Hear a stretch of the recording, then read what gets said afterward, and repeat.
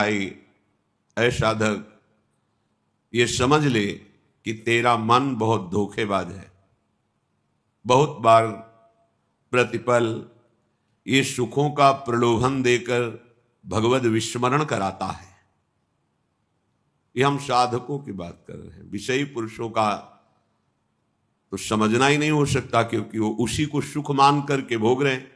धन कमाना इन किन प्रकारेण, फिर मनमानी इंद्रियों के भोगों को भोगना, तो वो समझते हैं हम बड़े हैं, हम बहुत सुखी हैं, क्योंकि हम जो चाहते हैं वो भोगते हैं। तुम सुखी नहीं हो, तुम भ्रमित हो।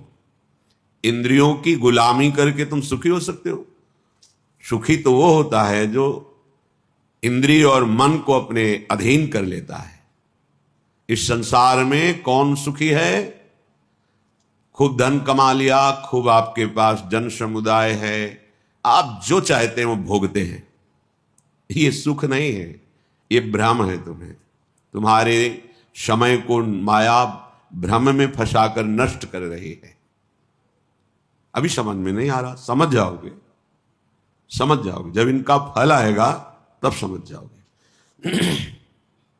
श्रीपाद कह रहे हैं अभी समझ जाओ, तो आगे जो विपत्ति आने वाली है, दुख आने वाला है, वो आपको नहीं मिलेगा। अलमल मति घोरानर्थ कारिंद्रियाणाम अतिशय परितोषैर दुष्करैर दुस्तरैश्च। अब इस दुष्ट इंद्रियों को, मन को बड़े कठिन कठिन उपायों से जो तुम भोग दे रहे थे, अब बंद कर दो, नहीं तो पछतई है अवसर बीते। मन पछतई है अवसर। अभी समय है भाई, फिर समय नहीं रहेगा तुम्हारे पास। पश्चाताप ही पश्चाताप हाथ लगेगा। ये बहुत धैर्यपूर्वक समझ करके आप खुद देखना क्या मिला है। जब किसी पर तुम आसक्त होते हैं तो माया की चाल होती है। कभी वो ऐसी वृत्ति प्रकट करती है, वस्तु, व्यक्ति, स्थान, कि आप एकदम राग में डूब जाएं। और कभी स्वाभाविक ऐसी वृत्ति प्रकट करती है कि आपको भारी जलन पैदा हो। अब राग छोड़ नहीं सकते, अब जलन से हो। धीरे धीरे वो राग ऐसी प्रतिकूलता पैदा करता है कि उसके हृदय में बस यही आता है, अब तो हिंसा ही एक उपाय है, या अपनी या सामने वाले की। ये माया की चाल। जो कहा गया है कि सर्वनाश हो जाता है, वो यही सर्वनाश है। कामा संजायते क्रोधा, क्रोधा स्मृति विभ्रमा, स्मृति भ्रंशात बुद्धिनाशो, तो बुद्धिनाशात प्रणश्यति। बुद्धिनाश को ही सर्वनाश कहा गया है। बुद्धि नष्ट हो गई मतलब सब कुछ नष्ट हो गया। बुद्धि में प्रकाश हो रहा है मतलब सब कुछ प्राप्त हो रहा है। ये बहुत घोर अनर्थकारी इंद्रियां हैं, श्रीपाद कह रहे हैं। सच्ची, जिस समय हम उपासक की बात कर रहे हैं, उपासक एकाग्रता पूर्वक सही दिनचर्या 2, 4, 10, 20 दिन, महीना भर चलाएगा, तो एक आनंद की उमगन आएगी। आनंद की उमगन में वो थोड़ा बेपरवाह होने लगता है। जहां थोड़ा बेपरवाह हुआ, उस बेपरवाही में इंद्रियां उसे फंसा देती हैं। हंसी, मजाक, मनोरंजन। जहां वो इसमें हल्का सा फंसा, रास्ता बना दिया भोग का। जहां उधर लगा तो उसे लगा कि जीवन का लाभ यही है, गिर गया। जहां गिरा बस फिर जो दुर्दशा होती है वो केवल उसका हृदय जानता है। उपासक की बात कर रहा हूं। विषयी पुरुष तो उसमें गर्व करता है कि मैंने आज ये भोगा, अज्ञानी। लेकिन उपासक की जो दुर्दशा हृदय में होती है, सच्चा, इसीलिए कह रहे हैं अलमल मति घोरा अनर्थकारी इंद्रियाणाम मतिशय परितोषैर दुष्करैर दुस्तरैश्च। इनसे पार पा जाना बहुत कठिन है, मन और इंद्रियों से। इनका दुलार करते करते तुम्हारी दुर्गति हो गई है। दुर्गति का तात्पर्य हम किसी बाहर प्रकरण से ना लें, अंदर से लें। क्या तुम्हारा चिंतन चल रहा है? देखो अपने चिंतन की दशा। कोई व्यक्ति होगा, कोई वस्तु होगा, कोई स्थान होगा, या राग में चिंतन हो रहा अनुकूल, या द्वेष में प्रतिकूल, जलते रहो। इस पावन समय को नष्ट करते रहो। यही नष्ट कर, यही दुर्दशा है।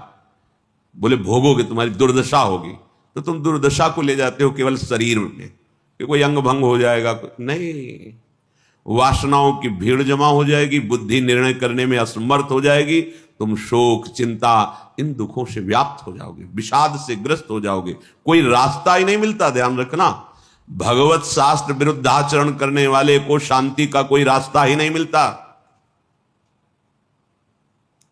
ये विषय बड़े बड़े ज्ञानियों के भी चित्त का अपहरण कर लेते हैं,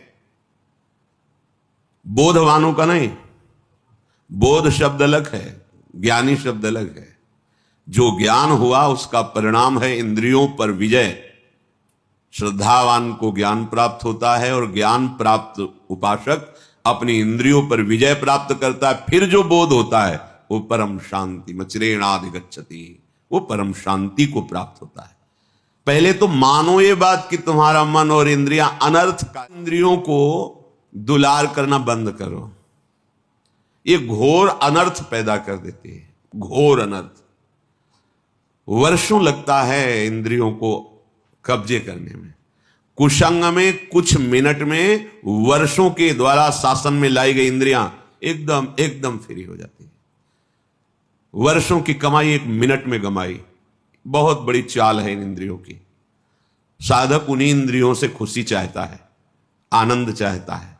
वो देखकर मनोरंजन करके समझता है मैं बहुत विद्वान हूं, बहुत ज्ञानी हूं, बहुत चतुर हूं, हमारी कोई बात जानता। अरे किसी के जानने की जरूरत नहीं, तुम ही जान जाओगे। रोगे कोई आंसू पोंछने वाला नहीं मिलेगा। हमारी ये बातें कड़वी जरूर लगेंगी लेकिन बहुत मीठा फल देने वाली। यद तग्रे विस्मयु परिणामे अमृतोपमम। ये बातें सुनने में तुम्हें विष जैसा लगेगा, परिणाम में अमृत मिलेगा। विषय भोग प्रलोभन की बातें अमृत जैसी पहले सुनने में लगती, परिणाम बहुत भारी विषवत होता है। विदधदिव सशोको एन केनापि देह स्थित मधिवश वृंदारण्य में एकांतरत्या। अब इन इंद्रियों को दुलार करने का प्रयोजन छोड़ो, पहले निश्चय करो शास्त्र सम्मत विषय सेवन करेंगे, अन्यथा नहीं। तो जो जहां है शास्त्र अधिकारानुसार भगवत समर्पित विषय, यही सबसे बड़ा बंधन है। यही बंधन जिसे आप सुख समझते हैं ना, यही सुख भाव से इस ज्ञान समुद्र जीव को बांध लिया माया ने, जिसका कभी भी बंधन नहीं हो सकता, वो इसी सुख भाव से बंधा हुआ है। अगर दुखालय को दुख बुद्धि से देख पावे तो अभी भाग पड़े भगवान की तरफ, इसीलिए नहीं भाग पाता। बुद्धि है, प्रयोग उसका नहीं। अब जैसे भजन नहीं है तो प्रश्न आया कि आप कहते हैं मनुष्य योनि बड़ी दुर्लभ और बड़ा, अब तो बहुत जनसंख्या बढ़ रही, तो कहां से आ रही? तो आप जगह एक बीता देखो खोद करके, इतनी दीमक है, इतने जीव हैं कि एक जिला में जितने मनुष्य हैं उतनी हाथ दो हाथ में दीमक निकल आएगी। अब वो जब आदमी बनेंगे तब तुम्हें ज्ञान है, अनंत ब्रह्मांड है, कौन से जीव की कहां गति कैसे भेजी जा रही। कलयुग को महर्षियों ने प्रणाम किया है, ब्रह्म ऋषियों ने प्रणाम किया है। जितना लाभ आप कलयुग में वृंदावन का ले रहे हैं अन्य युगों में नहीं ले पाए। जितनी जल्दी भगवत प्राप्ति कलयुग में होती अन्य युगों में नहीं होती। 10-10 हजार वर्ष तपस्या करके जो फल प्राप्त अन्य युगों में करते थे, दाहिने पैर के अंगूठे के बल खड़े होकर दोनों हाथ उठाकर आकाश दृष्टि करके मंत्र जप कर रहे हैं जल में खड़े होके, 24 घंटे नाम कीर्तन में वो फल प्राप्त हो जाएगा। जो 10,000 वर्ष तपस्या, कलयुग बहुत प्रणाम करने योग्य है। पर आप भगवत विमुख हो जाओगे तो भ्रष्ट कर देगा, नष्ट कर देगा। तो क्या और युगों में ऐसे आचरण वाले व्यक्ति नहीं थे क्या? कम थे। ऐसे ही भगवत आचरण वाले क्या कलयुग में नहीं है क्या? कम है। बहुतायत है अधर्माचरण करने की प्रवृत्ति, बहुतायत है इसकी। अब आपको अंदर से सोचना है कि मेरा प्रयोजन इंद्रियों का दुलार करना नहीं है, अभी ठीक होने लगेगा। पर ये सोचना आचरण में उतारना होना चाहिए। नहीं सोचते तो बोलते रहते हैं वैसा नहीं करेंगे, पर वो कसम और नियम 1 मिनट लगता है तोड़ने में। इसके बाद फिर रो बैठ के क्या हो गया, ऐसा मैंने क्यों किया, फिर भी ठीक नहीं होगा। फिर 2-4-6 दिन फिर वहीं पहुंच जाओगे, फिर निराश हो जाओगे, अब तो हम चलने लायक ही नहीं भगवत मार्ग में। इसलिए प्रार्थना है अलमल मति घोरा अनर्थ कारेन्द्रियाणा मतिशय परितोषैर दुष्करैर दुस्तरैर। अब इंद्रियों के परितोष वाली बातें छोड़ो, अब इंद्रियों का पोषण मत करो। जो धर्म विरुद्ध भोग चाहती, जलना ही पड़ेगा, जलना, जलन शब्द याद कर लो। ये जलन तभी होती है जैसे कोई भी साधक विचलित है, मेरा मन नहीं लग रहा, मुझे बहुत परेशानी हो रही, ऐसा गलत कर रहे हो, जांच लो, जांच लो, गलत चिंतन है, गलत आचरण है, नहीं तो अभी प्रारंभ में ही मस्ती प्रारंभ हो जाएगी। वो एक अध्यात्म की जो जलन, पाप नष्ट करने वाली, वो मन, बुद्धि, चित्त, इनको शीतलता प्रदान करती है। ये जागतिक जो जलन है, ये आपका आचरण गलत है कहीं, नहीं तो उसी मार्ग में चले हुए पथिक है। वो एक आध्यात्मिक जलन होती है। कैसे विकार दूर हो, ऐसा वो विक्षिप्त नहीं होता, प्रवीण होता चला जाता है। कैसे का उसको उत्तर मिलेगा, क्योंकि सही मार्ग में चल रहा है। जब आप गलत कर रहे हो, गलत संग कर रहे हो, गलत आचरण कर रहे हो, शास्त्र विरुद्ध वार्ता कर रहे हो, शास्त्र विरुद्ध चिंतन कर रहे हो, तब तुम्हें वो विक्षेप प्राप्त होगा, जिसके लिए तुम पागलपन प्रकट करते हो कि अब मुझसे सहा नहीं जा रहा, रहा नहीं जा रहा, क्योंकि आग बढ़ा दी तुमने, उसको फूस दे दिया, घास फूस जमा कर दी, अब ज्वाला बढ़ रही है, तुम्हारी गलती। जब हम गुरुजनों की शरण में हैं, प्रभु की शरण में, तो मुझे कल्याण की भी परवाह नहीं, तो चिंता किस बात की। मेरा मन, मेरा तन, मेरे प्राण आराध्य देव गुरुदेव को समर्पित, देख लेंगे वो, संभाल लेंगे वो, बेपरवाह होकर राधा राधा राधा। कहां समझ में आ रहा है? नहीं, इंद्रिय और मन की बात समझ में आ रही है, क्योंकि वो बहुत मुझे सुख देते हैं। स्पष्ट समझ लीजिए, गुरुजनों की बात और शास्त्र की बात इसलिए समझ में नहीं आती, ये पराये हैं। लेकिन इंद्रियां और मन, ये मेरे नहीं, मैं ही हूं, ऐसा अनुभव, ये माया का खेल, इनके द्वारा सिखाई बात सच्ची बात है, इनके द्वारा परोसा गया भ्रमात्मक भोग, ये सुख देने वाले, ये गुरुजन शास्त्र, ये अंदर की, ये मत घोरा अनर्थकारी, ये घोर अनर्थकारी बुद्धि है अंदर की। अब इसे सुधारिए, श्रीपाद कहे क्या करे, बोले विदधदिवस ससोको एन केनापि देह, एन केन प्रकारेण, जैसे धर्म की कमाई से तुम्हारा शरीर निर्वाह हो, वैसे चलो। गृहस्थ हो, विरक्त हो, आकाश वृत्ति, भिक्षावृत्ति, मधुकरी वृत्ति आदि, जैसे उससे निर्वाह करो। किसी भी का, अन्य का आश्रय न लो, तो तुम कभी शोकातुर नहीं होगे विषयों के लिए। एक एक शब्द पकड़ने लायक है। अगर आप धर्म पूर्वक चलते हैं, धर्म की कमाई से नमक रोटी खाते हैं, आप चैन में रहेंगे, मस्त रहेंगे, क्योंकि भगवत मार्ग के प्रतीक है। गृहस्थ होते हुए आप अधर्म की कमाई कर रहे हैं, करोड़ों रुपए जमा हैं, भगवत विमुख हो, तुम्हें चैन नहीं मिल सकती, जिसे शांति कहते हैं, जिसे विश्राम कहते हैं, जिसे आनंद कहते हैं, स्वप्न में अनुभव नहीं हो सकता। करके देख लो, जल रहे हैं, खूब करके देख लो, जलते ही रहोगे। ये पद, ये शरीर, ये भोग, ये वाहवाही, ये स्वाप्निक है, चंद मिनट की है। तुम्हारी वाहवाही क्या, जहां बड़े बड़े ताज उतार के रखते थे वो भी नहीं रहे। बहुत सावधान। ये अहंकार, ये इंद्रियों का दुलार, ये मन का दुलार तुम्हारा अनर्थ है, अनर्थ। समझ में नहीं आ रहा, समझ जाओ, निकल जाओ। तुम ही फंसे हो, सुख की बुद्धि ने तुम्हें फंसाया है, और इसका नाम दुखालय है, सुख नहीं है, नहीं है सुख। तुम्हारी बुद्धि अनर्थकारी तुम्हें धोखा दे रही है। अभी कैसे समझ, बहुत अल्प बुद्धि है, तर्क करते हैं, तर्क करते हैं। अब तर्क तो उस बुद्धि में जो पवित्र है, तो पवित्र तर्क आवे। अब बहुत अज्ञान से घिरी हुई बुद्धि क्या इन शास्त्रों को समझेगी? तुम्हारा भोजन ठीक नहीं, थोड़ी भी मर्यादा नहीं, गुरुजनों का सेवन नहीं, पवित्र विचार नहीं, तो तुम शास्त्र समझ जाओगे। जो ब्रह्मानंद में, भगवदानंद में छके हुए महापुरुषों ने आंतरिक अनुभव लिख, वो तुम समझ जाओगे, बहुत बड़े महापुरुष हो गए तब तो। नहीं, पहले शरणागत हो, अहंकार गलित करो, फिर जब अहम रहित बुद्धि होती है, वो भगवदानंद पर विचार करने के योग्य हो जाती है। अभी तो देहाभिमान है, जितना भी चिंतन करोगे वो प्रकृतिजन्य ही होगा।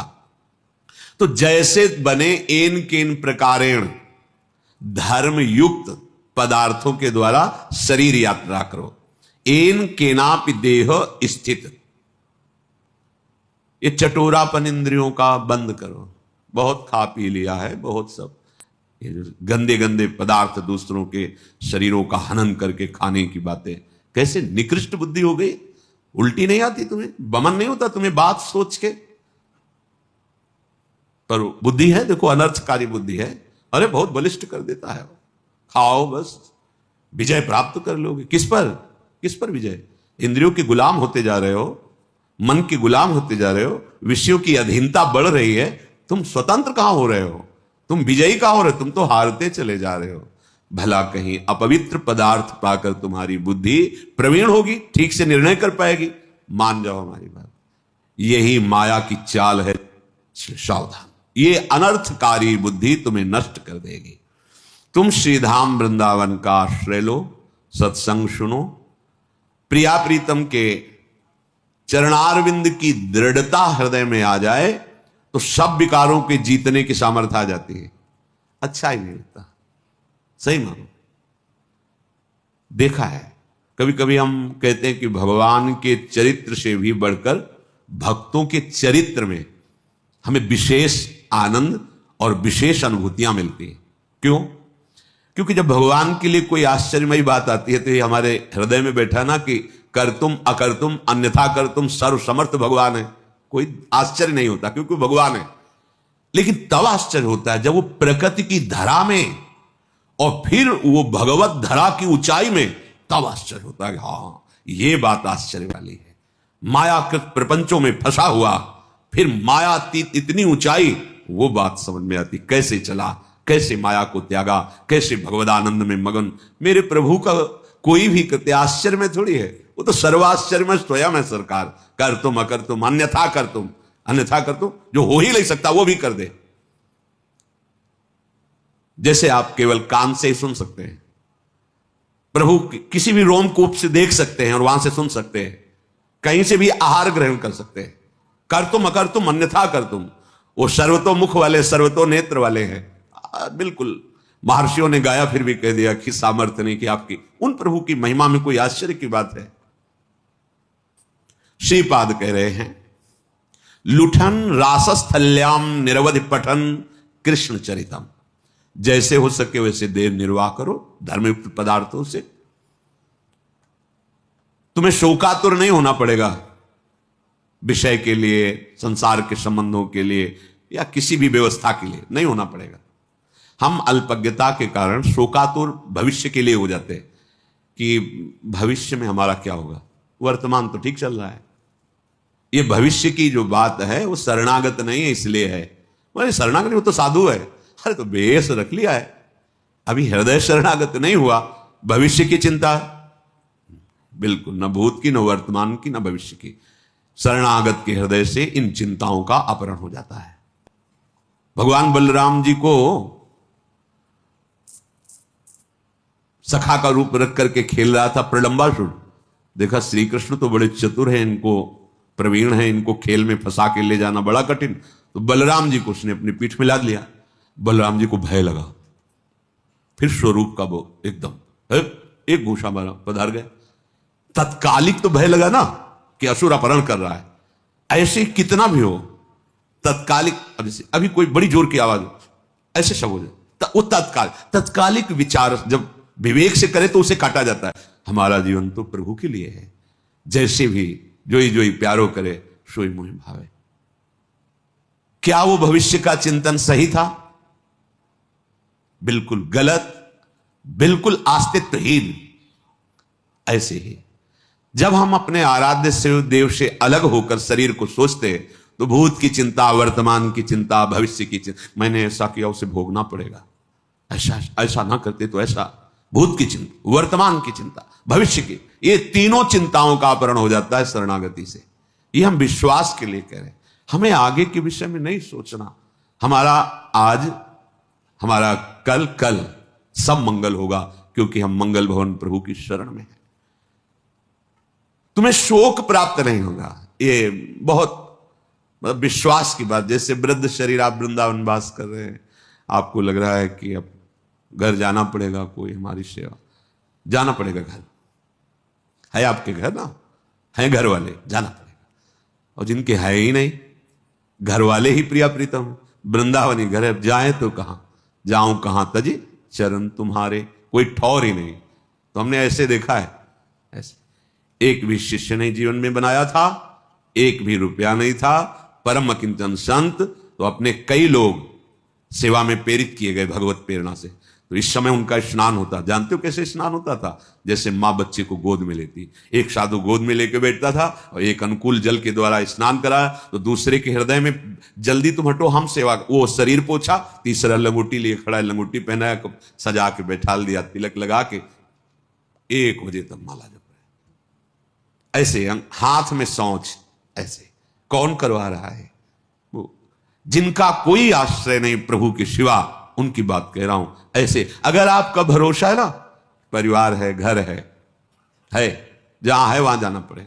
जब है ही नहीं तो फिर जो है वो विविध रूप धारण करके सेवा करते। इसलिए विश्वास को कभी मत टालो, विश्वास को मत हिलने दो। हमारा भविष्य में क्या होगा अगर ये चिंता है तो अभी शरणागत तुम नहीं हो। उपासक की बात कहने की जरूरत नहीं रहेगी। अगर सही निष्ठा है तो हृदय में ही वो स्फुरित ही नहीं होने देगा जिसके तुम आश्रित हो। जानते हो यहां विकार कैसे भेजे जाते हैं? तुम्हारी विवेक बुद्धि की परीक्षा और बल निरीक्षण करने के लिए ऐसे तुम्हें छोड़ दिया गया और बिल्कुल तैनात खड़ा है वो। कहीं भी तुम्हारे ऊपर अटैक नहीं हो सकता, पर तुम कैसे बचाव कर सकते हो, कैसे निकल सकते हो? अगर प्रवीणता है तो ठीक, अगर रो दिए तो वो दृश्य नहीं रहेगा भय वाला। जब वो उपस्थित है तब, और अनुपस्थिति में तो आएगा ही नहीं। तुम सोचते क्या हो? जो आराध्य देव है, जो गुरु तत्व है, वो वहीं बैठा रहेगा जहां से स्फुरित होता है, वहीं दबा देगा। प्रश्न की जरूरत ही नहीं पड़ेगी, पुकारने की जरूरत ही नहीं पड़ेगी। तुम शरणागत हो।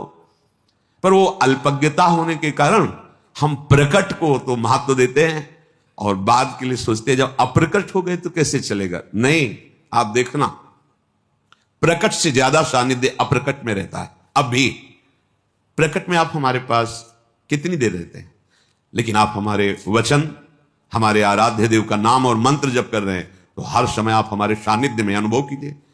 अगर आप ऐसा करते हैं तो आपको अनुभव में आएगा। गुरुदेव का कितना दुलार है एकांत में पता चलता है, रोना आता है। आपके लिए जो तन मन प्राण है कि जितना होना चाहिए वो है ही नहीं हृदय में, पर वो देने वाले इतने कृपालु हैं कि वो अपनी तरफ से देते ही चले जाते हैं। यहां सर झुकता चला जाता है कि अहेतु की कृपालु, अहेतु की कृपालु। प्रगट सानिध्य और अप्रकट सानिध्य, इन दोनों में अगर देखा जाए तो अप्रकट सानिध्य में विशेष कृपा का अनुभव है, क्योंकि उनके वचन, उनका चिंतन, उनके द्वारा दिया हुआ नाम मंत्र हर समय उनके सानिध्य का अनुभव कराता है। अगर ये नहीं तो प्रकट सानिध्य में रहते हुए भी आप अनुभव नहीं कर पाएंगे प्रकट सानिध्य के सुख का, निर्भयता का, शांति का, आनंद का। इन किन प्रकार जैसे वैसे आप शरीर का निर्वाह करते हुए शोक रहित होइए। इतना बड़ा मार्ग मिल गया है फिर भी आप लालायित हैं कि आपको भोग नहीं मिल रहे, आपका मनोरंजन नहीं हो रहा, आपको कोई वस्तु की चाह समझ में नहीं आ रहा। अभी आपको जो मिलने के लिए घसीटा गया है उसके लिए भारी भारी तपस्याएं करके भी वो फल नहीं प्राप्त कर पाए। हम तपस्या कर ही नहीं सकते वैसी, इसीलिए घसीटा है श्री जी ने कि तुम इस आओ, हमारे दुलार, हमारी कृपा के द्वारा तुम्हारा पोषण होगा। फिर तुम क्यों चिंता करते हो? क्या तुमने ऐसी तपस्या की, साधना की, संकल्प किया तब ये पदवी प्राप्त की जो आज हो? जहां नहीं, तुम जानते भी नहीं हो तो घसीटा ना तुम्हें। तो जब इतना घसीट लिया तो आगे के लिए वो छोड़ थोड़ी देंगे। इनका स्वभाव एक बार जैसे पकड़ लिया उसे कभी छोड़ते नहीं। तो तुम भविष्य की चिंता रहित होकर, शोक रहित होकर के लुठन रासस्थल्याम निरवधि पठन कृष्ण चरितम, ये रास भूमि है वृंदावन, यहां लौटो, रज लगने दो शरीर में, और पठन कृष्ण चरितम, बहुत सावधानी से ये लिखा गया कृष्ण चरितम। जब आप भगवत चरित्र गाते हैं तो प्रिया जो बहुत प्रसन्न होती है। इधर राम चरित्र मानस में रामचंद्र गुण बरने लगा, सुनते ही सीता कर दुख। बड़े उच्च स्वर से भगवान नाम भगवत चरित्र यद गोविंद कथा सुधा रस हृदय।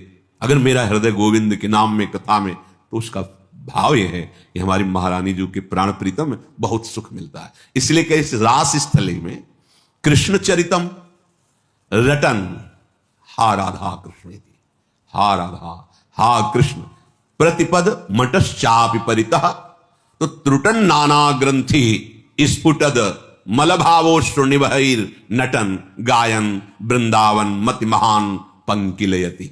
आह, रास स्थली वृंदावन की रज का सेवन और प्रभु श्री कृष्ण के नाम का उच्चारण।